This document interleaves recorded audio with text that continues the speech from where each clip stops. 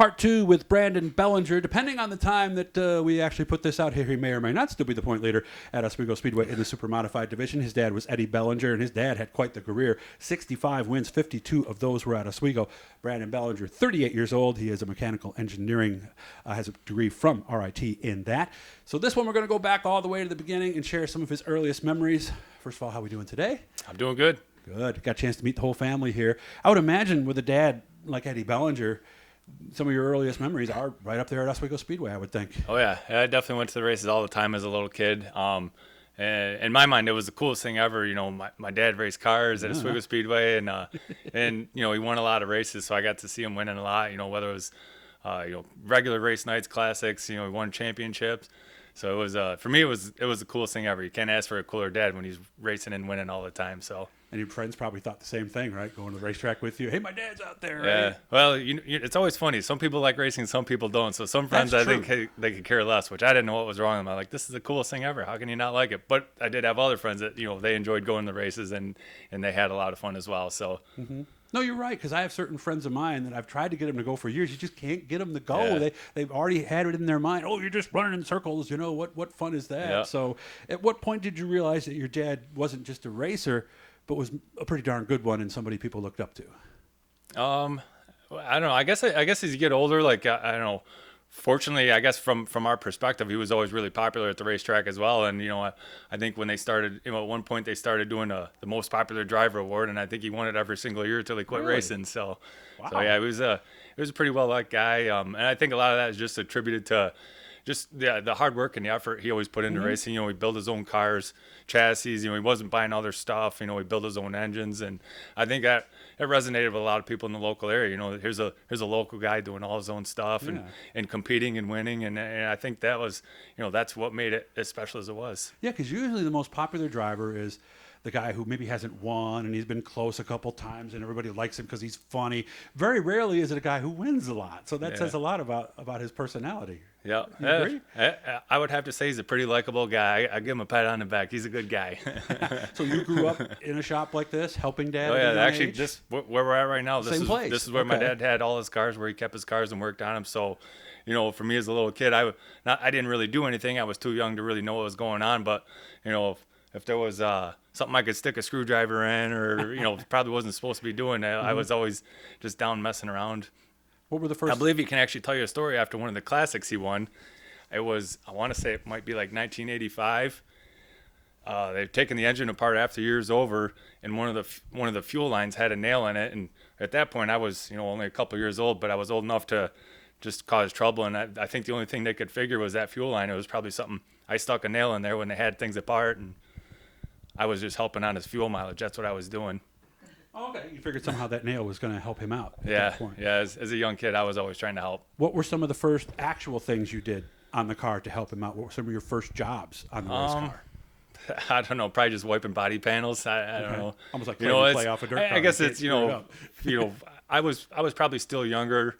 You know, I don't know if you would trust a kid at my age to start tightening and loosening bolts all that much. And he had there's between him and a couple of the other guys, you know, Dennis Perry, that was someone he worked with for a long time. And, you know, those guys had it under control. So, you know, it wasn't like once in a while they say, hey, can you hold this or help this? But as far as, you know, I wasn't doing setups or tightening nuts and bolts that much. At some point, you at least start taking wheels off and putting them on, right? Like 12, 13, 14 maybe? I think when we're old enough to start working, that's when we had to go to the shop, and it's like, okay, summer vacation's over. You got to start working and learning on cars, changing oil. Okay. So that's, you know, that was probably our first experience really, you know, tightening tires or changing oil and doing a lot of things like that. So. Did you always know that that's what you wanted to do? Did you want to follow in your dad's footsteps and race? Oh, racing? Yeah, for sure. That's Always. something, yeah. I mean, I guess wasn't so much following footsteps. Like, I just wanted to race. Once I was old enough to, you know, realize it's something that I can do, you know, I just wanted to do it. So be a part of it. And it was a lot of tough negotiations because I didn't get to for a long time. But yeah, we'll get to that in a little bit. So how come you didn't end up in like a quarter midget or a microd or something like that over at the track at the fairgrounds where Doug Heveron and those guys came up? Yeah, I don't know.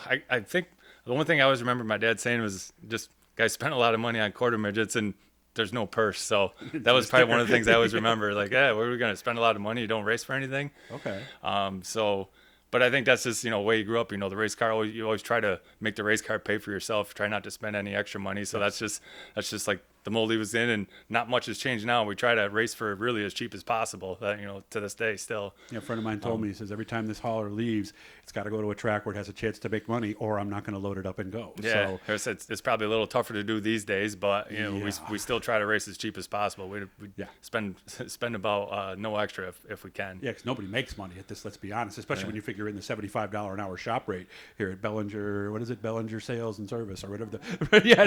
More than that. So I was trying to put it generous because it is your car at that point. So, but you didn't race right away. You wanted to do college first, or did your parents want you to do college first? They were always big in going and getting a college. Get your education. And, get a degree in something. And, I mean. And not just something. Yeah. Well, realistically, I mean, it's pretty tough to make a career out of racing. There's a few guys in the big leagues that are doing it, but, they probably had a lot of money to help them get started, too. So, you still have to make a job and make a living, and that's first priority. So, well, what do they say? What's the best way to make a small fortune in racing?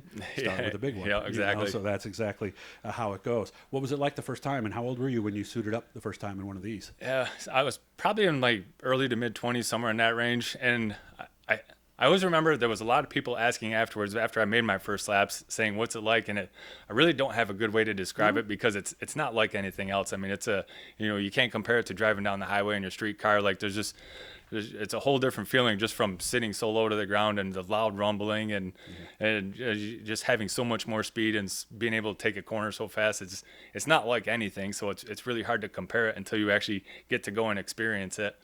Did it click right away for you, or did it take some time? Actually, our first year racing, it was prior to some of the rule changes that happened at Oswego Speedway. And my very first year, I think we finished every single race, actually, and my last two races were my best two races. We really started to get a handle on the balance. Good. And I think, one of those races I led probably about half the race, and I got passed towards the end, ended up third, and then there was another race right after that where I don't know, for whatever reason we had an issue and had to start towards the back, and we made our way up to fifth place, which was pretty good for, first year. We were really happy with that. Only about 2.5 minutes left. Do you remember your first win? Yeah, actually I do. Yeah, it was, I don't know, when was it? 2016, 17? I don't know. You guys don't know? 5 years ago? Okay, so it took a little while. Yeah. To get... Well, there was a lot of years where, I started doing some other things, and then we went to some ISMA racing, and I lived out of state, so there was some years I didn't really get to race all that much. But once we started going to Oswego more, I feel like, and especially racing with this car behind me, we really started to get dialed in a lot better and having some better success and better finishes. And obviously having a dad who won all those races, what were some of the key things that he drilled into your head early? Like I always told my daughter, the big thing I told her was, don't think, just drive. Was there a phrase like that he pounded into your head? There really wasn't a lot of driving advice. Probably the one thing I can remember is he said, there's no one that can tell you how to drive. You either can do it or you can't. That's about what it was. That summed it up. Okay. Yep. How about when things went wrong? Maybe you wrecked it, or I don't think he's really ever given me a hard time about wrecking, because unfortunately we've really never wrecked that much. So we haven't had a lot. Fire once, or no, it was hot in the car. It was just hot. Yeah, it was just a scenario where it was too hot, and I was too bullheaded to pull in and stop, and I ended up burning myself from that. But it was I guess just a hard lesson learned to don't be so stubborn to finish a race. Okay, all right. So as we look back at everything, how fortunate are you to be in the situation you're in today? Being able to race these cars and having a year like we're having, it's fortunate. I mean, super modifiers are something I've always known and grew up watching, and something I enjoy being able to be a part of, and hopefully we can help it survive long into the future and enjoy it a lot more for other generations. I'll make sure we keep in touch. Now you guys know a little bit more about Brandon. I hope you caught the one we did earlier. We did one a little while ago where we actually talked about this season, and we're going to have one coming up soon. We're going to meet Eddie and talk about some of the stuff that he did as well. Again, thanks to everybody at Garofalo's. Not only do they sponsor all of our stuff at Oswego, but they suggested this and got me over here today. Nice job, Brandon. Good getting to know some things about you. Hit the blue E. Don't leave yet. I wonder if people still see you there. Hit the blue E, subscribe, like, hit the notifications and all that stuff. I wish you all the best. I had a ball out here today. Thanks, Doug.